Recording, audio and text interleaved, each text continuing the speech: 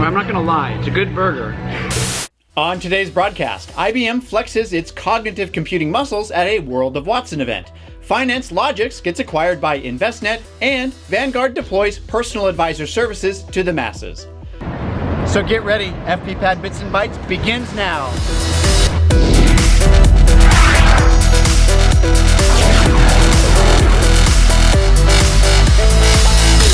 Hey everyone, I'm Bill Winterberg, and thank you for joining me for this week's My First Shake Shack Burger Advisor Technology News broadcast.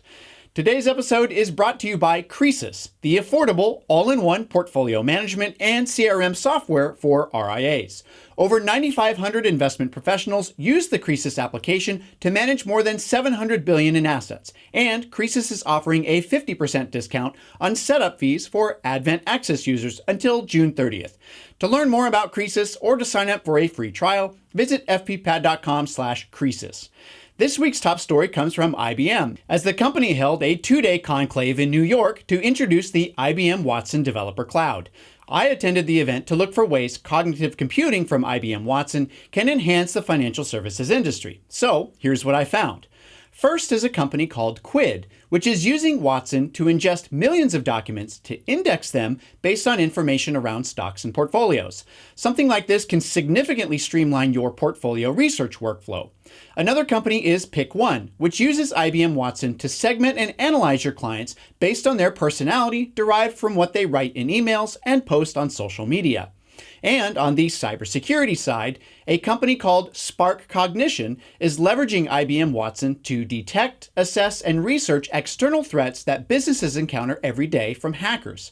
Tools like these are poised to help you protect the critical information in your business, as well as the assets of your clients, which has become a huge focus for regulators this year. I filmed a video blog while at World of Watson to give you a sense of the size and scale of the event, offer some of my candid thoughts from presentations, and keep you aware of what your business will need to stay competitive in the future. So to get the full experience, head over to fppad.com/162 and see where the puck is going in this fast-moving era of cognitive computing. Next up is news from Envestnet, as the company announced it is acquiring Finance Logix, a financial planning software provider, for around $32.5 million of cash and stock, as calculated by Nerd's Eye View blogger Michael Kitces. I was on my flight back from World of Watson when the news broke, so thankfully Michael Kitces cranked out a comprehensive post on the deal. Here are the most important takeaways. In 2012, Envestnet acquired Tamarac for their CRM, portfolio management, client portal, and rebalancing software platform.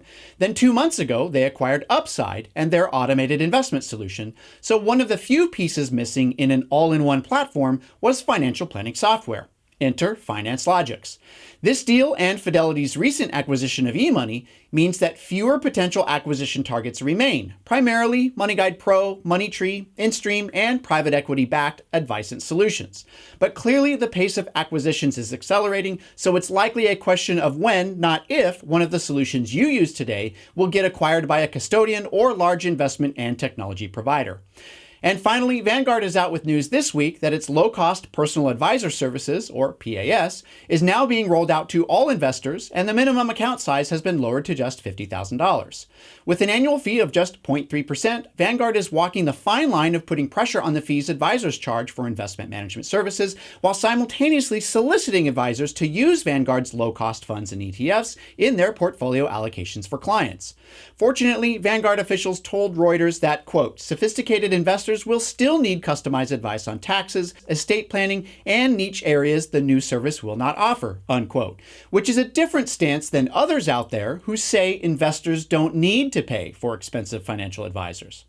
Nevertheless, the pressure is on for you to aggressively price your fees, especially for investment management, but you also need to communicate how your firm goes well beyond offering one-size-fits-all advice. That means you need to be more efficient and streamlined using technology available today so you have the capacity to establish meaningful relationships with clients and focus on the things that actually matter to their financial success. To read more about Vanguard's low-cost offering, as well as see more news from Envestnet, as well as Trizic that didn't make this week's broadcast, head over to fppad.com/162 for the links to this week's top stories.